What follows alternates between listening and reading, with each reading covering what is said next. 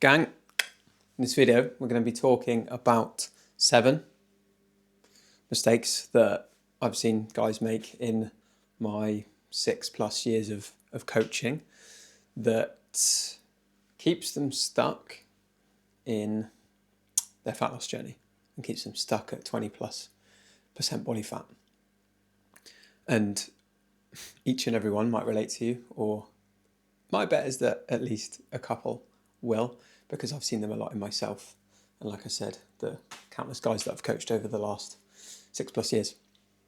So I'm just going to put a t-shirt on and talk you through it whilst I make my morning smoothie. The first one that is actually such a big pillar and big rock in losing body fat is sorting your sleep out.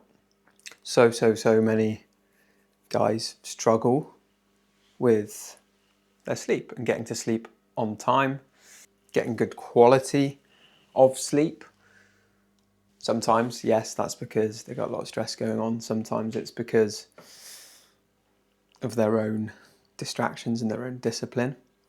But there are 3 big reasons why the sleep can be damaging to your fat loss and fitness goals.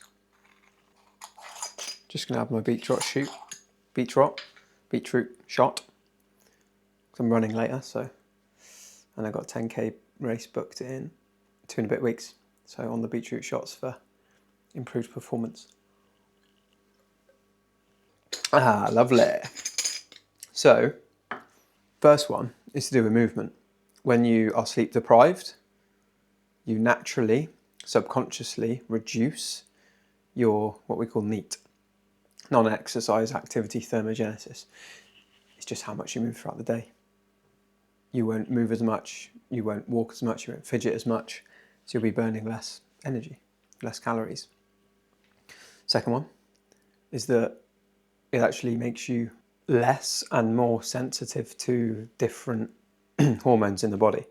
So hunger hormones, it increases ghrelin, which makes you feel hungry, reduces leptin, which suppresses appetite, and then changes how sensitive you are to insulin. So it lowers sensitivity, so you're more, susceptible to a blood sugar roller coaster, which then makes you more hungry, less hungry, and it's a lot easier to overeat. And the third one is that it messes with your decision making. When you're tired, you don't think as logically and as rationally, and it's a lot harder to elicit self-control because your brain takes up a lot of energy, and especially energy to make conscious decisions. And so you're gonna revert back to habits and things that you find easier. So that hyper palatable, easy, quick to eat, grab on the go food that's really nice and tasty, which generally is higher in calories. So you're going to put on a bit more weight probably, and it's going to make you harder. It's going to make it harder to reduce body fat. And there's studies on it. One where guys that were more sleep deprived lost 55% less body fat when they were dieting and more muscle mass, which you don't want that, because you generally want the lean, athletic, toned look, whereas you'll get a more fluffy look and more likely to be that skinny fat build. And then another study showed that guys who were sleep deprived consumed 300 or more calories per day, just simply because they were sleep deprived, and those mechanisms came into play of having less self-control, going for the more hyper palatable foods. So this smoothie that I'm making is going to be a lot more carby because I've got a hard run to do in a bit. Hard 2 lots of 5k intervals in the build to my 10k. So fueling up with some good carbs for the day. But moving on to number 2, which is a key one that a lot of guys struggle with, and something that I really used to struggle to manage, let me just pop you up here. See how that view is. I really struggle to manage and see a lot of guys struggle with when they're on a fat loss journey, and that is drinking alcohol. Because alcohol has 7 calories per gram, fat has 9, carbs and protein both have 4. The problem with alcohol is that there's really nothing else good about it. It's got no positive nutrients really. It's just wasted empty calories that sometimes makes you feel good when you're out and about with your mates, but will hinder your fat loss because it's very easy to consume 500 to 1,000 calories if you have a few pints and a few beers with your mates on a weekday or a weekend. When you're having them midweek as well, racks up to your weekly total or adds to your weekly total, which can keep you stuck. Secondly, it's often paired with late night foods, that takeaway post-drinking. If you had a big one on the weekend, then leads to that Domino's the next day, which again causes you to overeat long term. Which brings me on to number 3, which, to be honest, is probably the one I see the most in a lot of guys, which is that all or nothing mindset, all or nothing thinking, which leads guys to keep starting and stopping and repeating that hamster wheel cycle of making a little bit of progress, feeling fucked, low on energy because they've gone too hard too soon, absolutely sent it, tried to maintain that forever, and it's not been maintainable, so they fall off the proverbial wagon and lose motivation and can't get themselves back on. And so it's this all or nothing, going too hard to then fail mindset, that black and white thinking that stops you from progressing the way you want. So the way to overcome this is to do what I call set yourself some BAMs, some bare ass minimums. And I've got a training in the lab, so the program that I run, that will walk you through this. So if you want it, link will be in the description, so you can just go and grab that in return for an email. So appreciate that. And it can be really, really helpful because what it does is it gives you ranges of your bare minimum to your perfect week. So as an example, let's use doing a certain number of steps per day. 7k as a minimum is good. 10, decent. Or sorry, let's say 7 is good enough. 10, decent, good. And then your ideal would be 12,000 steps per day. But if you hit that 7, you still won.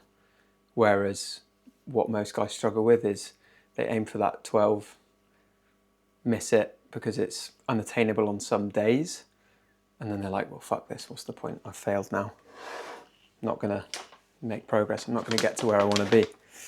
And then fall off the wagon, stop training, throw the towel in because they think they've failed. And so it's that psychological effect of all or nothing thinking that stops you making progress.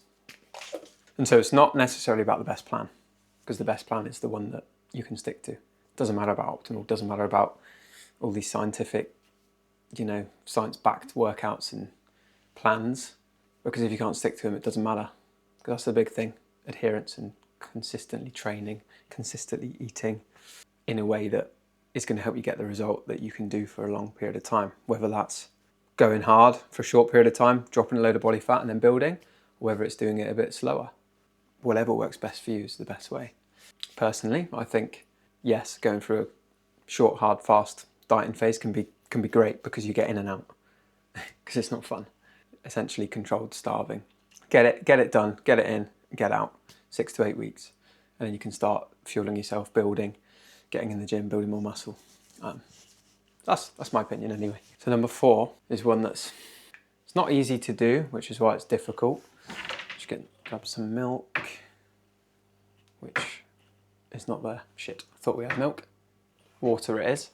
Number 4 is tracking, because what gets measured gets managed and also improved, because if you're guessing, you're probably guessing wrong, more than likely. Most do. I certainly do. The guys that I've coached over the years do.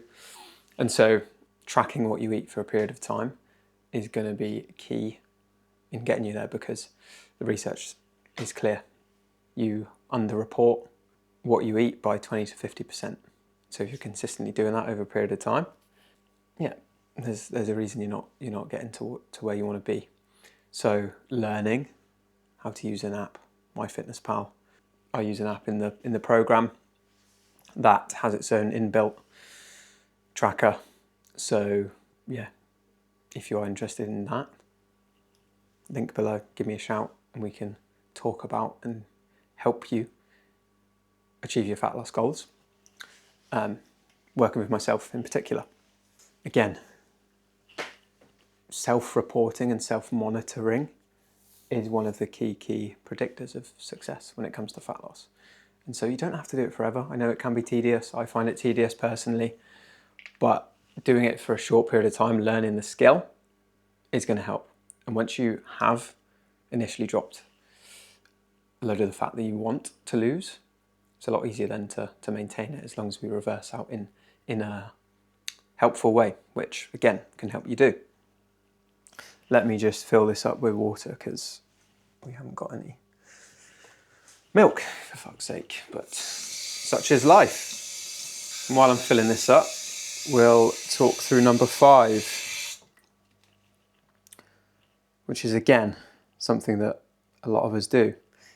We overestimate the cost of movement, right? We think, we've done a big workout today, we've walked loads today, I will reward myself with a Mackey's or more food or a treat. But that, yes, done rarely is great. I'm all for that. It's often not done as rarely as it should be though, and we do it more often than we should, so that then you don't get the results that you want. So it's checking yourself and realising, yeah, I did a hard workout, but that doesn't mean I can go ham and, just eat everything in sight, which is often as well where doing too hard workouts too often can make you really hungry. And so that's where, yes, training enough to create stimulus to grow is helpful, but not absolutely obliterating yourself to oblivion so that you're starving all the time, because then it's so easy to overeat. And that's a big thing with running sometimes.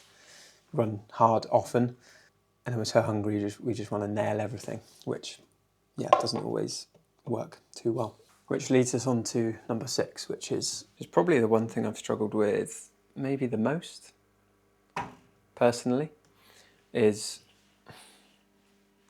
the inability to say no and people pleasing quite a lot. Just got to find the blender, there it is. So when, let's say when your mates are out, when you're having a few beers, a few jars, or out eating, and 2 seconds, you know that you want to be a little bit more disciplined, a little bit more on it with your food and drink, but then your mates peer pressure you into having a few more beers. The little comments like, just have another one, just have a bit, have what you want. It's only one day, it's not going to matter. But one day stacked and stacked and stacked isn't one day. It adds up. And so you don't win by doing something once, you win by doing something repeatedly over time. And it's the same in the reverse. You lose by repeating the same habit over time, which stacks up. So it's a big challenge to be able to say no, to be able to not give in to that peer pressure. And 2 things that can help that are, number 1,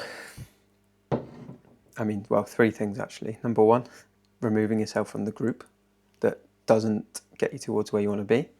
But often it's like all your best mates, so do we really want to do that? Probably not. Number 2 is setting those boundaries with yourself in advance and others. Maybe your closest mates in the group, be like, look, I'm doing this. I need your help with this. I know people are going to try and force me to drink more or eat more, or I'm going to get influenced. Help me out. And the third one is just setting those bright lines. So avoiding the chance of it happening by not going out. And a key thing that I've been doing with one of my clients recently who wants to drink less so that he can, improve his performance, build his body, and save a bit of cash, is actually just setting those dates in advance. So knowing, okay, in 2-3 weeks time, or just once this month, that's when I'm going to have a night out, or that's when I'm going to allow myself to send it a bit more, which then helps the mind realize that, okay, I've got this coming up, so I can be dialed in the meantime. But it is difficult because your environment often dictates behavior. And so sometimes you've got to change your environment, because it's very difficult to change yourself in those environments. It's not impossible though. But yeah, that's that one.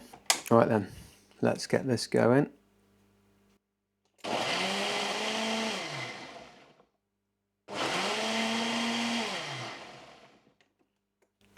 Forgot something. I ran out of protein recently, so my mate gave me his that he didn't want it anymore because he's moving house and chucking a load of stuff out. And I can see why he didn't want it, because to be honest, it's fucking disgusting. But there's a lot there. And I'm being a cheapskate at the moment, so why not use it? It's free and it's decent quality, even though it tastes like ass. It's a Squashies drumstick flavour. Yeah, not sure what they were thinking. Applied Nutrition. Sort yourselves out, but hey ho, does the job. Let's get this going. Before and then afterwards, we're going to get on to number 7. The last one. So number 7, which is pretty key to get on top of, and something that actually, just exercising in itself, and like we spoke about before, sleeping better is going to help automatically with this. But doing some other things can massively help and improve it as well. And that is managing stress, managing your emotions, because when we feel bad, we want to make ourselves feel better, right? It's a normal human response and reaction to it. And so what we then often do is use food as a tool to cope. There's that saying, food is the most abused anti-anxiety drug. Because it makes us feel better in the moment.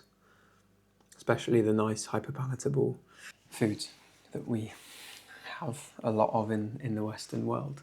And emotional eating bypasses hunger control.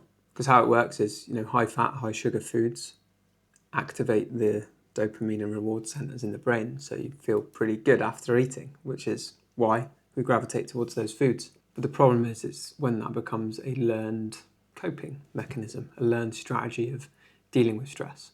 So we have the stressful thing that triggers us at work, a relationship, whatever it may be. We have the behavior, which is to eat a lot of chocolate, whatever it may be. We then get the reward, which is feeling better, relief from the pain of the stress. And so learning and developing ways that we can emotionally regulate is going to be key. First step, self-awareness, when those triggers arise. Second step, we can label it. Label the stress, label the part of our mind that wants us to go and eat all the food. 3, we can replace the coping mechanism of eating with something that's going to be better for us to help us stick to our goals, like ringing a mate, like going for a walk, like going to exercise at the gym, or chatting about the stress, writing down the stress. Loads of different ways that we can do that. And it's tough at first, but with support and with help and practice, it gets better, because these loops are ingrained, almost like a well-trodden path. It's a lot easier to walk down than a path that isn't well-trodden and overgrown. You've got to chop through the trees to get through the overgrown path. So at first, yeah, it'll be tough. You'll have those setbacks if this is a common challenge for you. But know that you can do it by creating new ways of thinking, new habits. And so really, out of all these 7, it boils down to 3 Three big pictures really. Number one is that biological pressure to overeat through sleep deprivation, stress and emotional eating, alcohol. Second one is that lack of awareness around the food we're eating, the tracking, and how much movement we're doing. And the third one is the behavioural inconsistency, which causes us to overeat generally. All or nothing thinking, people pleasing. And so, a simple way to frame this is that fat loss doesn't fail because you're lazy. It fails because your biology, your environment, and your habits are working against you. And so if you want help improving all of those, like I said before, hit the links or one of the links in the description to work with myself personally, or check out the training that is going to help you do and overcome some of these too. Other than that, peace out. I'm off for my run shortly, and I hope you have a wicked day. Much love.